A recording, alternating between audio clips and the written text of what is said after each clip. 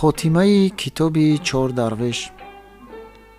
ровӣ гӯяд ки чун дарвеши чорум ҳикояи худро ба охир расонид, аз ҳарами подшоҳ ғулғула ва овози хуррамӣ баланд шуд. хоҷасароён ба боргоҳ давиданд ва мужда доданд ки ба шоҳ писар шуд. шоҳ аз шунидани ин хабар беҳуш гардид. чун ба ҳуш омад, пурсид ки аз аҳли ҳарам касе ҳомила набуд? ин писар аз кӣ шуда бошад? гуфтанд: фалон хосаро ки султон чанд моҳ қабл аз ин ғазаб карда буданд ва ӯ дар гӯшаи пинҳон буд, касе ҳам ӯро аз тарси шоҳ паросторӣ намекард. номи ӯро ба шоҳ намегуфтанд, мунтазир буданд ки ҳамлаш чӣ мешавад. хайрият писаре зоид.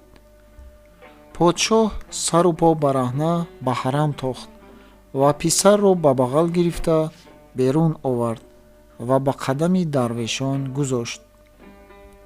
ҷумла дарвешон сару чашми тифлро бусиданд ва ба ӯ шоҳзода бахтиёр ном доданд. баъд аз он шоҳ ӯро ба ҳарам бурда, ба дуягон супурда, боз гашт ва ҳамон рӯз раъиятро 3 сол аз андоз озод кард. қалами авф бар гуноҳгорон кашид, зиндонионро халос карда, дари хазинаҳоро кушод. хайру эҳсон ба фақирон кард ва фармуд ҷашни шоҳонае тартиб диҳанд. ҳанӯз ҷашну сурур тамом нашуда буд ки аз ҳарам бонги навҳа ва фарёд баланд шуд. подшоҳ ва ёрон биларзиданд. аз ҳарам хабар омад ки чун тифлро шуста ба ҳарир печида дар канори модар хобониданд, ногоҳ абри тирае дар ҳаво пайдо шуд ва ба замин нишеб шуда, он тифлу модарашро иҳота намуд. баъд аз бардошта шудани он дуд, модари тифл беҳуш ва тифл нопадид гардид. шоҳ ва ёрон гирён шуданд. аз ин ҳодисаи аҷиб ҳайрон ва парешон нишастанд, лаб аз ханда бастанд. баъд аз 2 рӯз он тифлро бо гавҳораи мурассаи марворидкорӣ боз оварданд. боз ҳама хуррам ва шодон шуданд, аммо ҳеҷ кас намедонист ки он чӣ ҳодиса буд. подшоҳ дар назди давлатхона барои дарвешон такя сохта дод ва хӯроки рӯзмарраи доимӣ муқаррар фармуд. худаш ҳар рӯз ки аз девон фориғ мешуд, ба назди онҳо мерафт. дар сари ҳар моҳ як навбат ба дастури мазкур писар нопадид мешуд. чун ӯро меоварданд, бо вай тӯҳфаҳо, либосҳо ва дигар чизҳо буд ки дида аз шуниданашон тира мешуд. то он ки синни ӯ ба 7 солагӣ расид ва ҳамадам ин қоида давом мекард, подшоҳ бо машварати дарвешон аризае ба ин тарз навишт: саломи муҳибона ва муштоқона аз ин маҳҷурони аз мулозимат маҳрум ба хизмати саркори баландиқтидор расонида маълум медорад ки агар шафақат мабзул фармуда ин бечорагонро аз ин водии ҳайрат наҷот дода ба сарманзили мақсуд, яъне ба ҷиҳати пойбусӣ, остон ва мулозимати бандагон далолат намоянд, ба ҷо ва сазост. дар рӯзи нопадид шудани шаҳзода бахтиёр аризаро дар бағали ӯ гузошта мунтазири ҷавоб буданд. чун писар ғоиб шуд ва шаб даромад, вақте ки озодбахт дар такяи дарвешон ба суҳбат машғул буд, ногоҳ коғазе дар доман печида диданд. чун гирифта диданд, ҳамон ариза буд ки бар пушти он чунин навишта шуда буд: эй озодбахт, хоҳиши мулозимати мо кардаӣ. ба ҷиҳати ҳурмати шоҳзода бахтиёр, ки ба ҷои фарзанди азиз аст, хоҳиши туро қабул мекунем. чанд нафар кас фиристода шуд ки шуморо биёранд. аз қазо ҷашне дорем ва мунтазири шумо ҳастем. ёрон хуррам ва шод шуданд. ногоҳ 4-5 кас ба гиребони ёрон часпида баланд карданд. чун ба худ омаданд, дар ҷое буданд ки ба умри худ дар сафо монанди он ҷое надида буданд.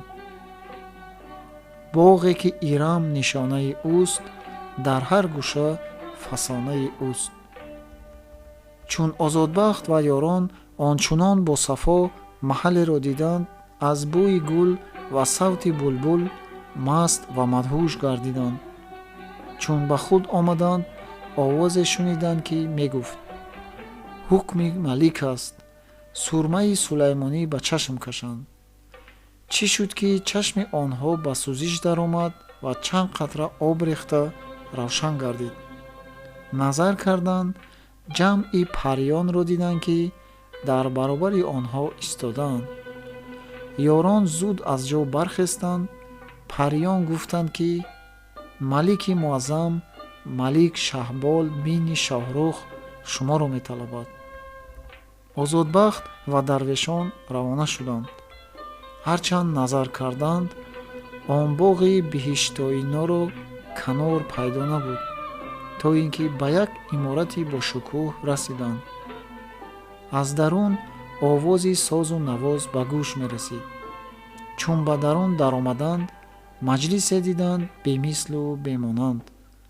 дар ҳар гӯшаву канор сандалӣ, курсӣ ва тахтҳо монда, паризодони симинъизор нишаста буданд.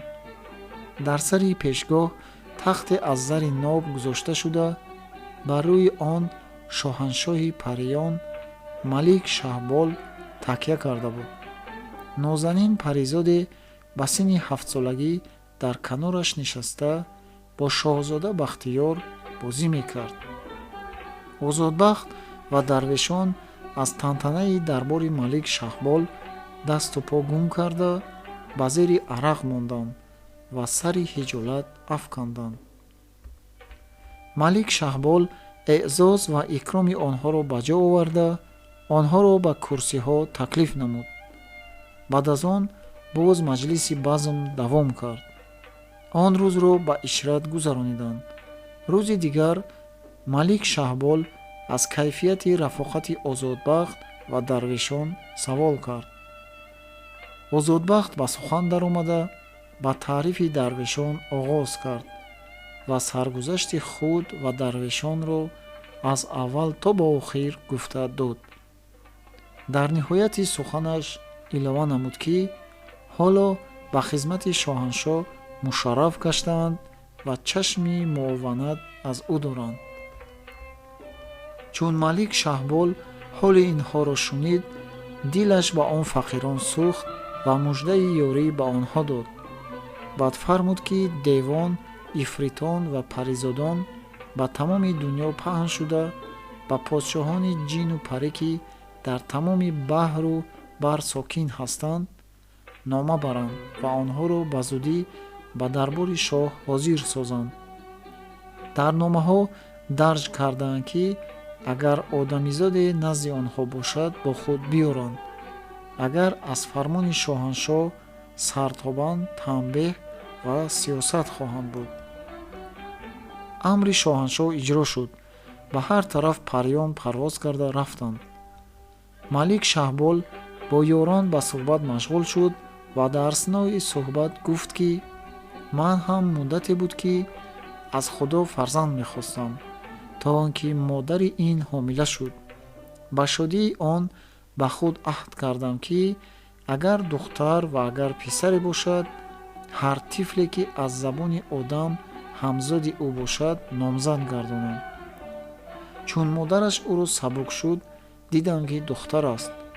дарҳол ифритонро ба тамоми рӯи замин паҳн кардам, ки ҳар куҷо дар он дам тифле таваллуд шуда бошад, биёранд.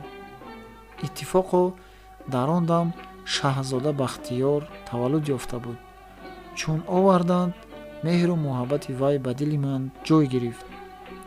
фармудам, ки доягон паризодҳо ӯро шир доданд.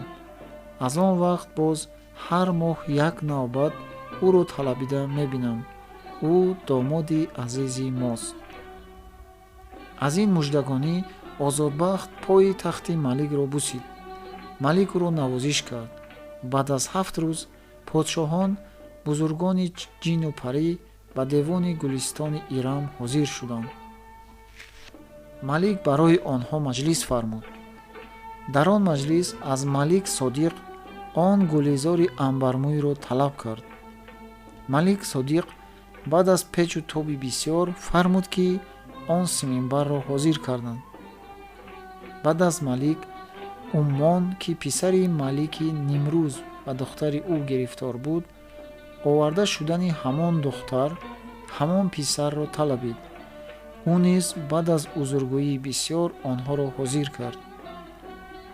Шаҳболшоҳ аз тамоми онҳо аҳволи духтари подшоҳи Фаранг ва Беҳзодхонро пурсид. ҳама қасам хӯрданд ба ғайр аз подшоҳи дарёи Қулузм, ки сар пеш афканда буд. Малик Шаҳбол ӯро қасамҳои зур дод. Қулузм гуфт, ки рӯзе ки падар ба истиқболи онҳо баромад ва халқро ҳам фармудааст, ки ба тамошои онҳо раванд. ман низ баромадам. духтарро дида гирифтор шудам ва ҷилваи аспи ӯро гирифта ба об кашидам. чун он ҷавони фарангӣ Беҳзодхон ба халос кардани он париваш аспрон, ба мардонагии ӯ қоил шудам ва фармудам, ки аз об раҳонданд ва ҳоло дар роҳи ӯ озори бисёр кашидааст. ҳозир ба мо илтиҷо овардааст, духтарро ба ӯ бибахш, ки аҳд бастаам. гуфт: амри Маликулмулк шоҳаншоҳ аст ва фармуд, ки онҳоро ҳозир карданд. баъд аз ин ҳарчанд духтари подшоҳи Шомро пурсиданд ва кофтков карданд, наёфтанд. ҳама қасам мехӯрданд, ки хабар надоранд. малик пурсид, ки ҳеҷ кас аз маликҳои ҷинҳо наёмада мондааст? гуфтанд: танҳо мусалсалаи ҷоду мондааст, ки вай бо илми сеҳр қалъаи мустаҳкаме сохтааст ва дар он ҷо нишастааст. касеро бо вай дӯстӣ ва алоқа нест. малик фармуд: сипоҳи азими ифритон барои ҷангаш рафтанд. ба илми сеҳр ва ғайрат ҷанг намуда қалъаи ӯро гирифтанд ва мусалсалро бо хазинаи бисёре ба назди малик оварданд. азбаски малик ӯро тарсонда, баъд ваъдаву ваид кард, ӯ нишони духтарро дод. малик фармуд, ки ҷинҳо ба Басра рафта, маликаи олӣ Бармакро ва подшоҳи мулки Чинро бо духтараш ва подшоҳи мулки Аҷамро ба гулистони Ирам оваранд. занонро ба ҳарам фиристоданд, мардонро ба маҷлис бурданд. баъд аз он базми калоне барпо карда, дар соати нек аввало никоҳи шоҳзода Бахтиёрро бо маликаи Заринпӯш, ки духтари Малик Шоҳбол аст, бастанд. баъд аз он духтари подшоҳи Шомро барои хоҷазодаи Яманӣ, духтари подшоҳи Фангро ба писари шоҳи Аҷам, маликаи Басраро ба подшоҳи Форс ва духтареро, ки дар ҳабси Малик Содиқ буд, ба подшоҳзодаи Чин,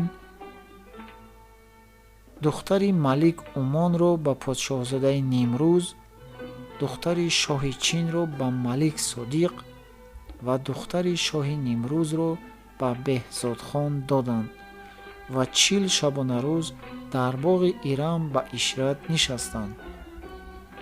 баъд Малик Шаҳбол ба ҳар яке хилъат ва неъмат ва ганҷи бисёре дод. ҷинҳоро фармуд, ки ҳар касеро ба вилояти худ расонанд. онҳо ба вилоятҳои худ рафта ва ба муроду мақсади худ расиданд.